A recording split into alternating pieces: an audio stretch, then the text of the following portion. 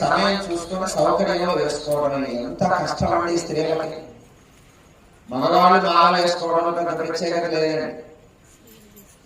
ఆడవాళ్ళకి ఒక ఇబ్బంది వచ్చే రోజు చూసుకోవాలి, అవన్నీ చక్కదిద్దుకోవాలి, కుటుంబాన్ని చక్కదిద్దుకోవాలి, మాల ధరించాలి, మాల నిలబెట్టాలి, కుటుంబానికి సేవ చేయాలి, పనులు చూసుకోవాలి, దీక్ష జరగాలి.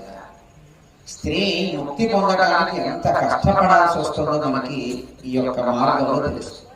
అవునా కాదా? ఎక్కడ సులువుగా ఉందని దీక్ష తీసుకోవడంలో స్త్రీలకి ఎక్కడా లేదు.